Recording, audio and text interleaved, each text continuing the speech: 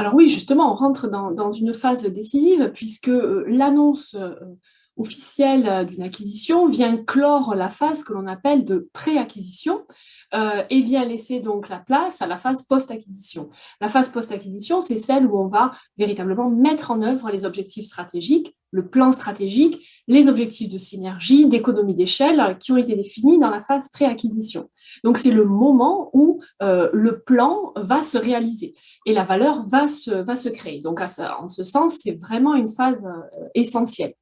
Et dans le cadre de l'acquisition Veolia-Suez, on est face à une situation où la phase pré-acquisition a duré plusieurs mois, bon, c'est souvent le cas, mais a été très houleuse. Il y a eu de très fortes tensions, des négociations, des arbitrages assez durs pendant plusieurs mois. Et donc, on se retrouve dans une situation où finalement un petit nombre d'acteurs ont été impliqués dans cette phase pré-acquisition, à savoir le top management, les avocats d'affaires, les banquiers d'affaires. Bon, dans le cadre de cette acquisition, l'État français a été impliqué puisqu'il y avait des enjeux de position monopolistique. Mais en tout cas, pour des entreprises de la taille de Veolia et Suez, donc Veolia à peu près 160 000 employés, Suez 90 000, donc ce sont des grosses entreprises, un très petit nombre de parties prenantes ont été impliquées. Et d'ailleurs, souvent, les syndicats, par exemple, ne sont pas impliqués dans ces phases-là. Donc, on va véritablement passer à une étape où un ensemble de personnes très limitées, le top management, les banquiers d'affaires, les avocats d'affaires, vont devoir à présent faire preuve de communication, de pédagogie, véritablement pour embarquer l'ensemble des parties prenantes, donc l'ensemble des salariés de ces deux entreprises, afin que ces derniers puissent véritablement mettre en œuvre les objectifs stratégiques, puisque c'est eux qui vont les mettre en œuvre au quotidien.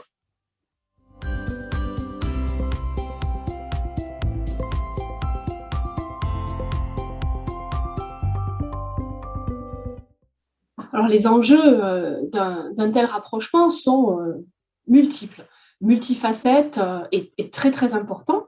Je ne vais pas pouvoir tous les discuter, mais je mettrai l'accent sur deux éléments qui me semblent importants par rapport aux études que j'ai conduites dans le passé sur des cas d'acquisition similaires. Le premier, c'est la dimension culturelle.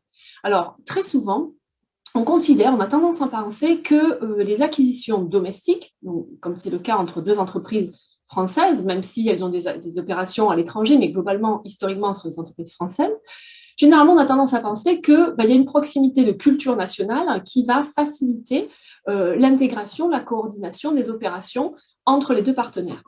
Et on considère que c'est souvent plus facile qu'une acquisition internationale. On observe qu'en fait, c'est souvent le contraire. Finalement, au même titre que deux entreprises de nationalités différentes, Veolia et Suez, étant françaises toutes les deux, ont quand même des cultures d'entreprise qui sont véritablement différentes. Elles ont un passif différent, elles ont une histoire différente, elles ont des manières de travailler différentes. Donc tout ça va devoir se coordonner, s'harmoniser et travailler ensemble. Et l'erreur que font souvent les managers dans le cadre de fusion domestique, c'est qu'ils considèrent que finalement, comme le partenaire est français, il y a peu de distance culturelle, donc on va se comprendre assez naturellement, et on observe qu'ils font généralement moins d'efforts de rapprochement, de compréhension de qui est l'autre, de communication, d'acceptation des différences, que dans le cadre d'une fusion ou d'une acquisition internationale. Donc pour moi, c'est un premier point de vigilance à ce niveau-là.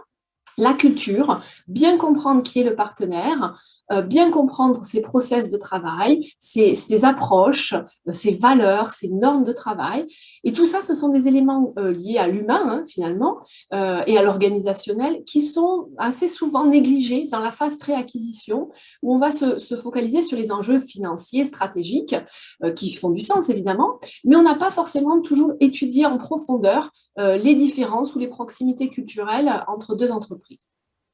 Le deuxième point aussi que les entreprises qui font un rapprochement peuvent avoir tendance à négliger, c'est l'impossibilité, véritablement l'impossibilité de tout anticiper. C'est-à-dire que même si dans la phase de pré-acquisition, on fait un effort considérable de due diligence, donc encore une fois comprendre quel est le portefeuille d'activité du partenaire, quels sont les processus de travail, qu'est-ce qu'on va pouvoir harmoniser, comment on va pouvoir travailler ensemble, où vont se faire les économies d'échelle. Même si on fait cet effort-là, eh bien, finalement, il est impossible d'anticiper intégralement comment ça se passe au quotidien, une fois qu'on est rapproché.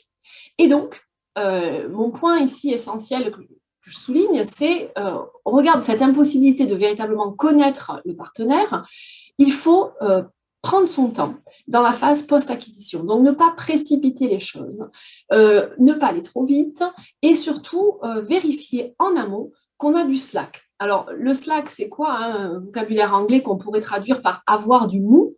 Donc, en d'autres termes, est-ce qu'on a suffisamment de ressources, de temps disponible, d'énergie disponible pour que les salariés, les employés puissent avoir le temps de cet ajustement mutuel qui va prendre plusieurs mois, parfois plusieurs années, pour aller vers cette intégration, vers cette coordination.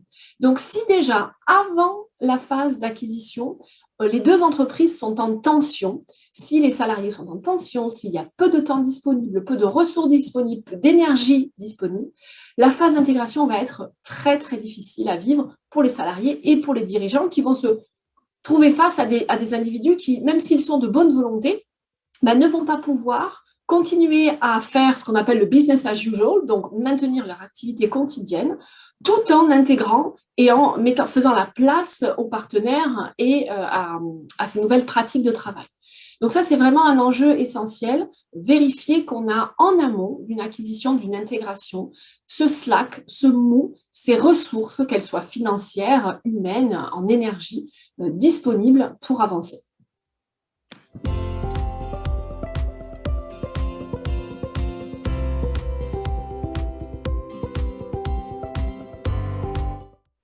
Alors, honnêtement, c'est un petit peu difficile à dire pour l'instant, puisque les éléments qui ont été annoncés semblent tout à fait cohérents d'un point de vue stratégique, hein, en termes de réorganisation de portefeuille, en termes d'objectifs stratégiques. C'est assez clair et il semblerait que cette acquisition fasse véritablement du sens, d'autant plus que Veolia possédait déjà 30% de Suez. Donc, le plan stratégique semble faire du sens. Un élément néanmoins qui me semble important de souligner, Antoine Frérot, le PDG de Veolia, a annoncé hier que l'objectif, un des objectifs de cette acquisition, c'est d'inventer d'ici à 20 ans les nouvelles solutions écologiques. Donc quand on parle d'inventer, là ce qui est très très important, c'est véritablement, on sous-entend innovation, co-créativité, travailler ensemble, réfléchir ensemble, avoir des idées ensemble.